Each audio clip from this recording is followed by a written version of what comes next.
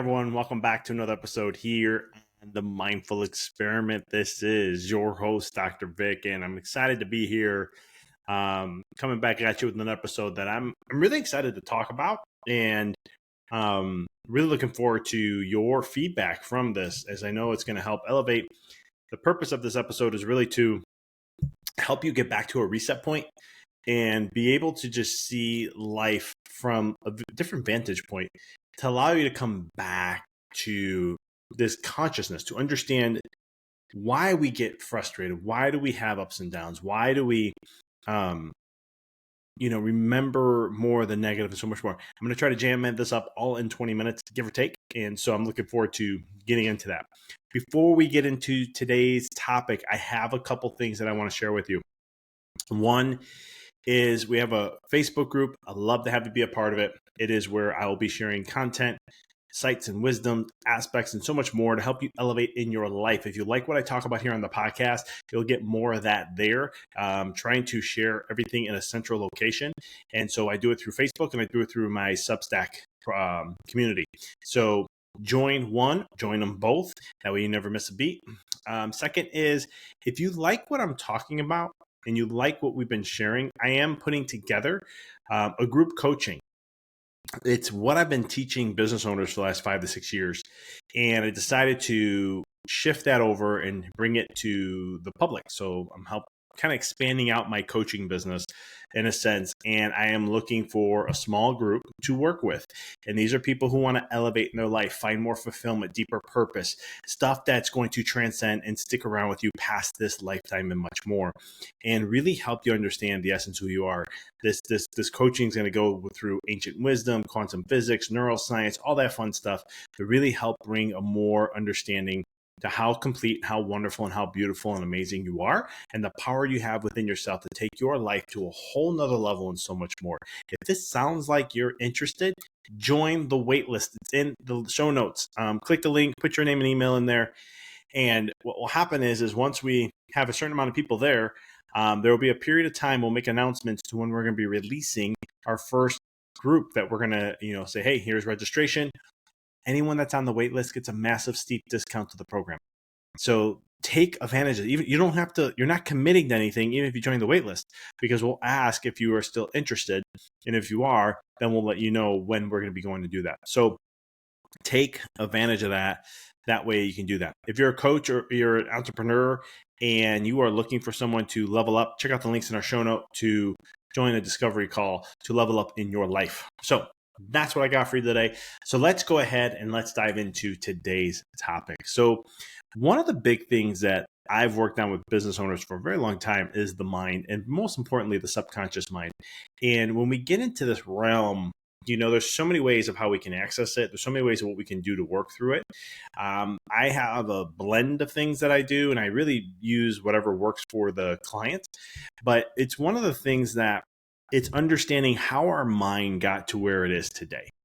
And understanding that when you came into this world, you were pure. You were pure. You were clear. There was nothing.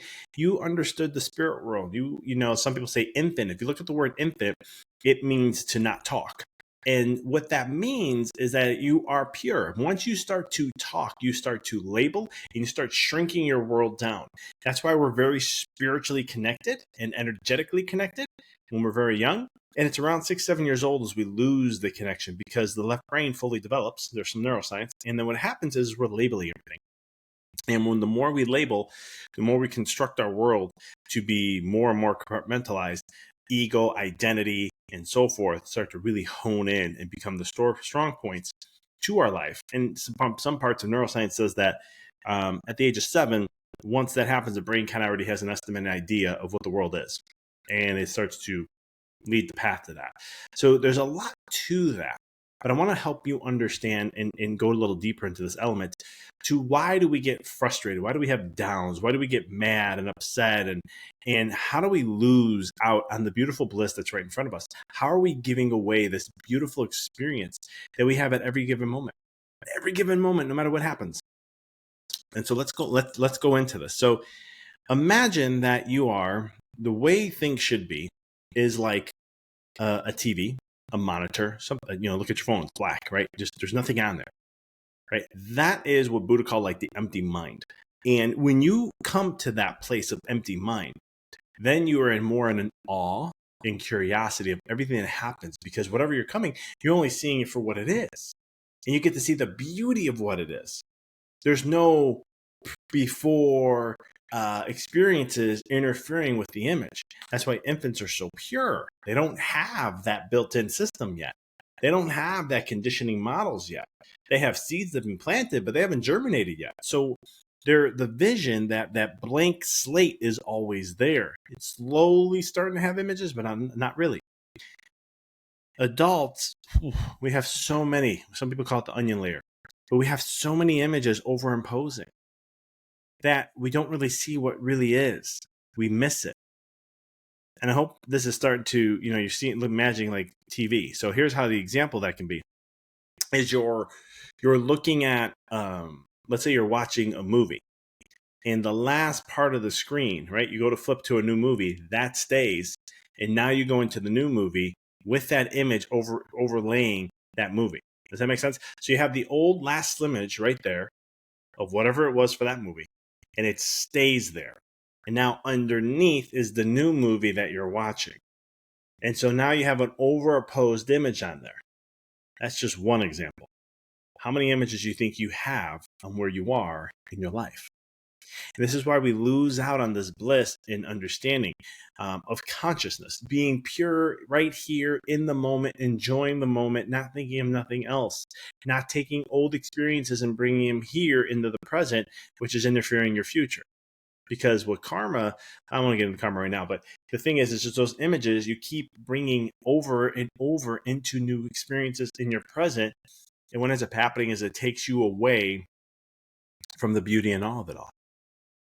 And so this is when we start to create judgments. This is when we start to call good and bad. This is when some people call this personal mind, but really what it is you putting preferences to things and comparing things of what is good and what isn't, instead of just saying this is an experience. This is a moment. This is a moment that just keeps unfolding. And you know what? This moment, that was cool. This moment is different. And that's all it is. They're different moments. It's not good and bad. But what our mind does is it compartmentalizes from a past experience to determine what this is here. So let's go through some examples, and this may be able to help you a little bit when it comes to that. So imagine you go to a restaurant and you try out this restaurant and you are blown away. I mean, the service, top 9. Food, spot on, unbelievable. Flavor profile that hits every avenue. You're just, the ambiance, the music they had. I mean, you get the whole thing. It's just a perfect night. And you're like, this is the spot. The next month, you are telling, maybe the next couple of weeks, you're telling all your friends about it, right? So you enjoyed the moment. Unbelievable, amazing. You go into the next time, and the music was not the way it was before. It wasn't hitting you the way it was. The food didn't seem as well. You had a different waiter or waitress, and it was not the same energy which you had. And you kind of go, man, this is not really that. Wasn't that great. I didn't enjoy this. And you're kind of bummed out by it, right? You ever been there? And it may not be a restaurant, but it'd be something that was like that. And this is what happens when our mind, holds on to an experience and expects it to be the same the next time. That's not life. Life is always changing. Every experience is always changing. You had a great time. It was unbelievable. You were happy. Good. Accept it. Love it. Move on. It's great. Enjoy it in the moment. You enjoyed that. That was great. Do not compare it to anything else. You had a great moment, and that's all it was. And you move on to the next. So what happens is with humans, and what we do is that we do two things. We either are going to take an experience like that and hold on to it. It was a beautiful, blissful experience. I loved this experience and it was so amazing. I just want to have that experience as long as possible and try to hold on to that. Or it's the opposite. There's an experience and you don't enjoy it, right? Mom may have yelled at you when you were a kid. You were told no, you couldn't get the thing you really wanted. It's that feeling that comes up and you're like, I don't want to feel that anymore. Or you wanted to do something. Mom wasn't happy with it. told you no, was upset. She was worried more. She's just worried about you getting hurt or something or XYZ. And you attach the fear to that and you pull away. But long point short, you either have an experience that you don't want to experience again, you repress it and try not to let anything come near that, or you hold on and compare to hopefully that'll be something like this, something of that. Now, why am I sharing that with you? Because there's going to be two options with that. In your life, you're going to consider good or bad based upon those two experiences. Okay, that's it. It's going to be those two experiences. Now, this is very simple. The thing is, this is very complex. As the older you get, there are more rendering things you hold on to compare good and bad. But I'm just only using two.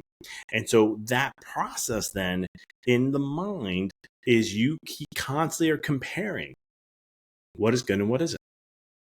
Does it relate to this? Oh, check mark, that's good. If it relates to that, check mark, that's bad, right? You may not like somebody, at least that's how the brain works. You may have a feeling you don't like somebody, you don't know why. And then you remember, your brain connects the dot to somebody from your past as a kid, growing up, developmental years that you just didn't like or represents that person in some way, shape, or form. And so you automatically, without even knowing it, don't like the person. And you close any energetic patterns to that person whatsoever. And we do this in every element. And it's the same as the opposite of that. Well, let's say you had that experience of that restaurant, right? And now, or it could be cooking in some way. Let's say you grew up and you loved having some certain meal and you loved when it was this way and you loved that it was like that, right? But if that doesn't hit the mark in your present day, it's not good enough. And you miss out on the beauty of what's there. You see, the person who went to that restaurant the second time and it wasn't the same like it was the first, that person missed out on all the unique, different experience that was there. And actually, even this, get this, everything could be identically the same. The music could have been the same waiter, waitress. The food could have been spot on again like it was. It could have been all like that, and it still would have been a different experience. Because no experience is ever the same. We only experience it once, and that's it. So understanding that, then understanding, okay, well, what do I do then? You're just talking to me about what I like, it's good or bad. But you have to understand the present of what's good and bad is all about your personal preferences and your personal mind. It's that knowledge aspect. And when you start to use comparing from other experiences in the past to judge what is on this moment, you lose the essence of what can be. And I hope that's making pure sense. This is why, again, I love Buddha's statement of empty mind. Because you want to really come from an empty mind in everything that you do. This is an experience that you're having. It's a moment of a moment of a moment unfolding upon each other. You have a flashlight. I used to talk about this in my first book. It's like you have headlights that only can see 100, 200 feet. You have fast flashlight that's only spot on to where you are in the moment. But what we do is we hold on to whatever we used to see in the past and say that, and we say it's there, or whatever resembles that in any way, shape, or form, we say it ends up being that. All right. Another example can be, let's say, I don't know, a dog. And I'm going to go with, I'm trying to think of something like dark and scary, but you can go, let's see what humans don't like snakes. Okay. So let's think of a nice, cute dog. If you're a cat person, do a cat. And then you have a snake. Okay. So now, would you agree that the dog, having an experience with a dog, can be a very nice thing? Somebody say, well, there can be this type of dog, or I had been bit by a dog. And I get that. Those are experiences. But let's just say overall, if you don't like that, a cat. If you don't like that, a bird. Just something that's a positive experience with an animal. That's all I'm trying to get to here. And so you have that experience, right? And that's an experience. You have an experience with an animal that is going to be more gentle and loving and whatnot. Now you have an experience with a snake. Would you agree that you see a snake in front of you, you're going to have a different experience compared to a dog or a cat or a horse, cow? You know what I'm saying? Any animal that's brings positive, right? Really, there's no positive or negative. They're just two different experiences. One's with a snake, and one was, let's say, a dog. Now, I'm just being honest here. I would choose a dog any time of the day. A dog I can pet, I can cuddle, I can hold, right? But look what I'm doing. I'm pulling old things that matter to me. Because I had dogs for I don't know, 16 years. So, long story short, it's one of those things that I have a very big fond to dogs.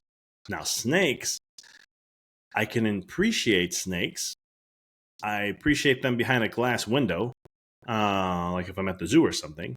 But in the wild, I want nothing to do with it, right? Those are two different experiences. I don't think snakes are bad. But what the mind does is, if you, let's say you don't like the experience of snakes, you think snakes are scary, snakes are evil, snakes are this, right? Snakes represent the devil. Whatever your upbringing and conditioning was, you put it to that. And then whatever is resembling, let's say, the dog, if it's a positive experience, your brain will generalize to that. And so every part of your life now that you live, anything that's closely resembling the snake, you're going to think is bad, scary, evil, X, Y, Z.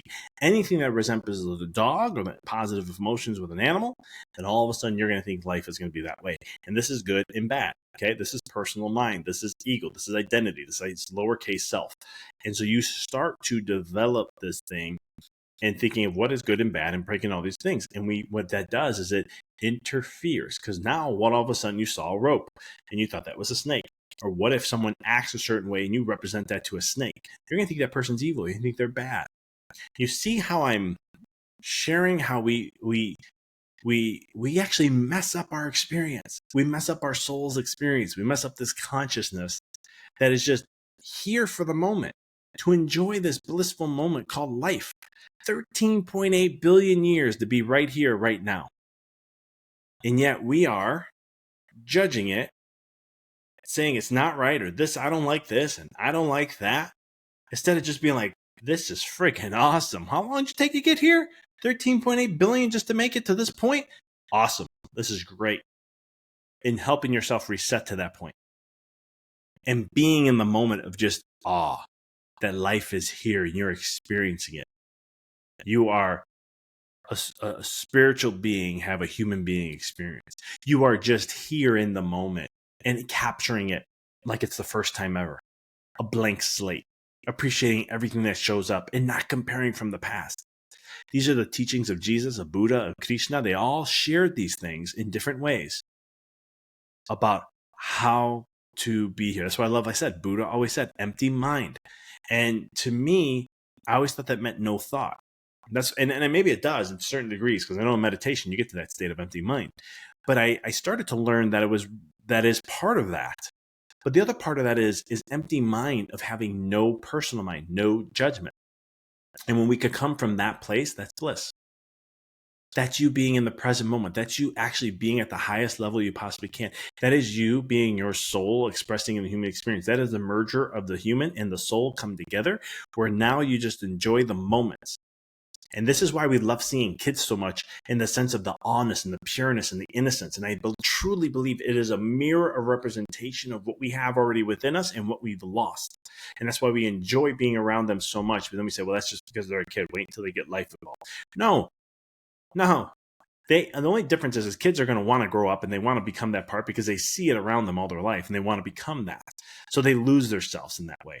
But humans have a choice. Adults have a choice. We can come back and unlearn these patterns and learn to be more present, learn to accept the moments, good or bad. It doesn't matter.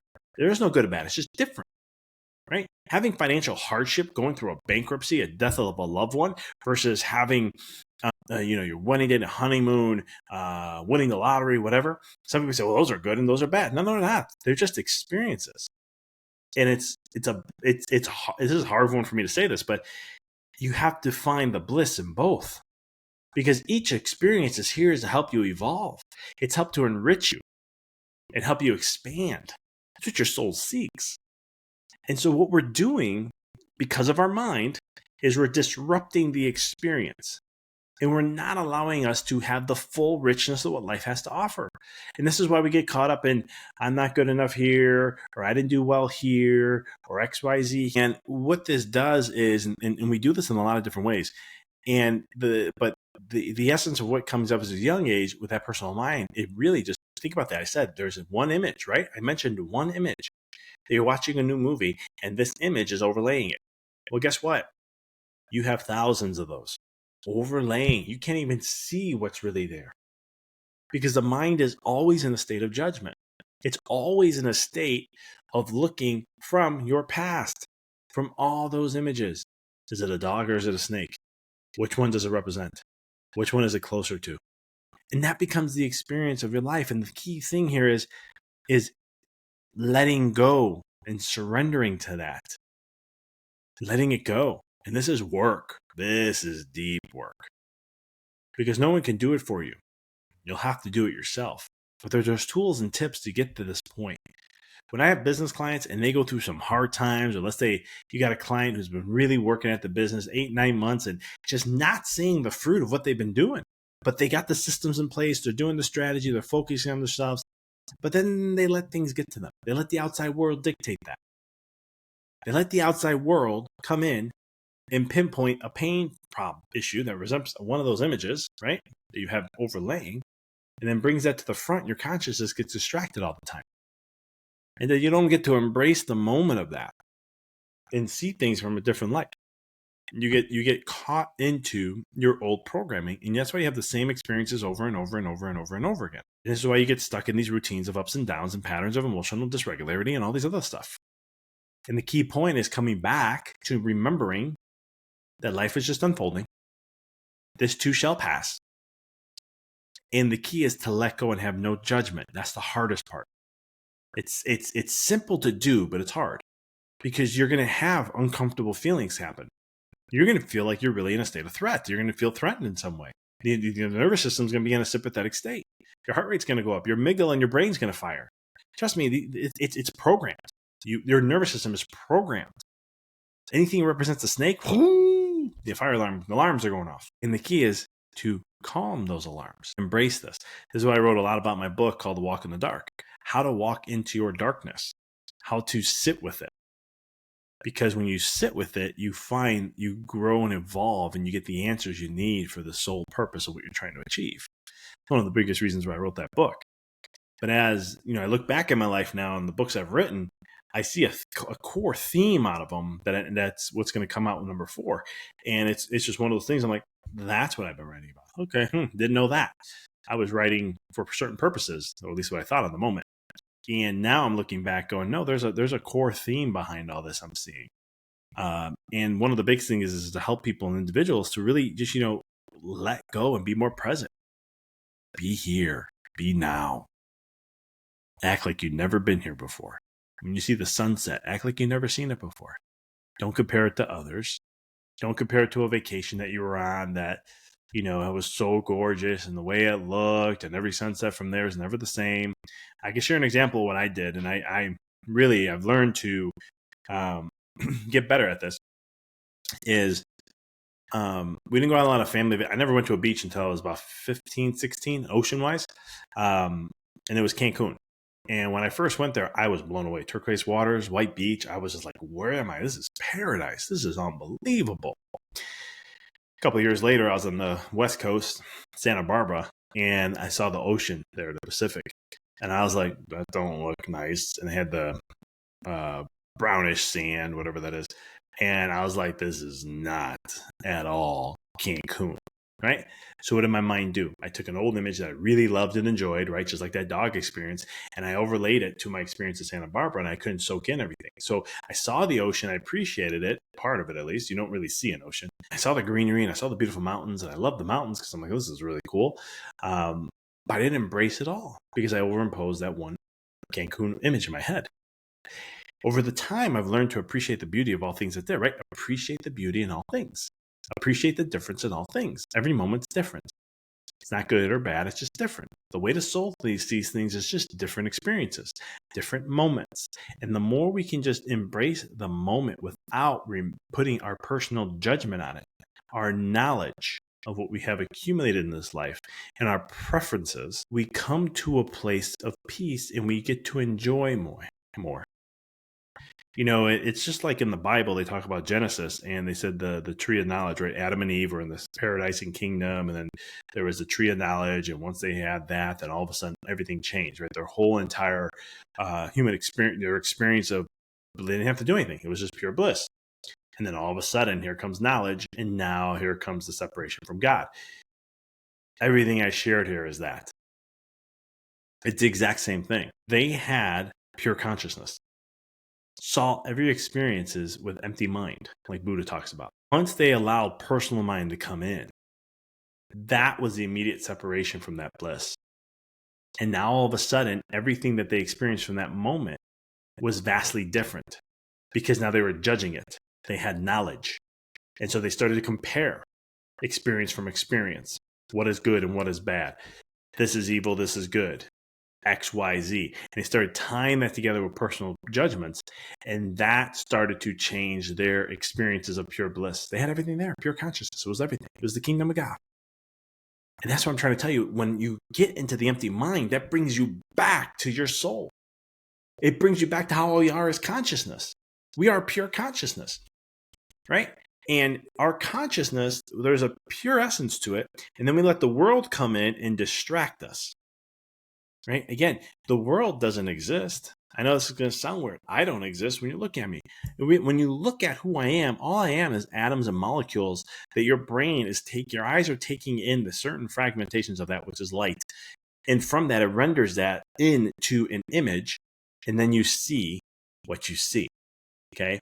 At the end of the day, it's all atoms and molecules. It's all atoms. At the end of the day, that's all it is. Right. So there's no positive atom and a negative atom, and this is a good atom and a bad atom. That doesn't exist. Atoms are atoms. The experience is the experience. We can get real scientific here. And so in your experiences, it's really seeing it just as that.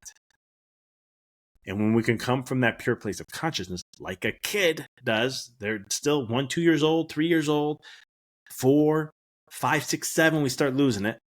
But 3 to 4, I would say, is the magic point. They're just in pure essence. My daughter's only a little over 2. And I just get amazed. I love watching it. She's just always happy, right? She's always excited. She's always in state of joy. I'm like, hey, you want to read this book? I've read the same book 1,000 times. And yet she loves it. She wants me to play this one song every day. When we get in the car, she wants this one song. Every day in the house, she wants this one song. And what I've done, instead of being like, oh, here we go again with this song, I sing it. And every time I sing it, I try to get better and better at it. Every time I sing it, I know the words, so it's not like I'm hearing it for the first time. So that moment's gone. But what it is I'm like, okay, how can I perfect this to sing even better? How can I change the tunes? What if I use a different voice? How if I do this? Well, this would be cool if I do that. And so I just be a kid, right? And I'm just trying to have a different experience with my daughter. That's all I'm trying to do. And sometimes when I sing, she yells at me. I don't blame her. It doesn't sound that good. But there are times where we have an experience and she's having a joy. I'm singing and she's dancing. Sometimes I'll see her with our car. I have a camera in there. So I can hit family cam and I could see her. And so when I'm singing, I can see her in a car seat just doing this, bouncing to the music. And so this is one of my ways of practicing. I try to have this for one-time experience and I don't compare. I don't go, oh, she was real rough today. She didn't like it. Man, that's not a great one. Instead, it's just like, I guess I don't know what may have done that, or maybe she was in the mood. I don't know. I'm not going to try to figure that out. We just had this experience. That's all it was. I'm going to move on. There's going to be another moment. And there'll be another time to be a different experience from there. And there'll be another moment from there when the next one comes, and the next one, and the next one. So I'm not going to hold on to any of this. Because like I said, we do 2 things. We either hold on to something, right, like the dog, okay? Or we have a painful experience, a scary experience, XYZ, like a snake. And what we do is we remember that and we repel away. Sometimes we put a heart wall up, right? I need to protect myself. And this is what we do as humans.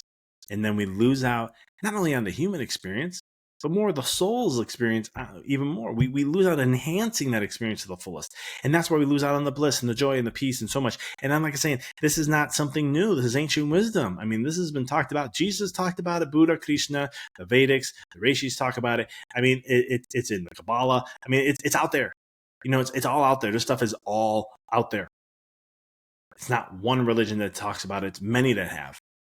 And so this is where I sometimes I don't like to say truth, because truth, I believe, is only in the person, the reference of the person. But I also believe there is some sort of truth that helps us elevate to a higher level. Truth, there's a part of truth that transcends all things and in all time and so forth. I mean, when someone says something over 3 to 4,000 years ago, Lao Tzu talked about this. I mean, there's so many people that talked about this.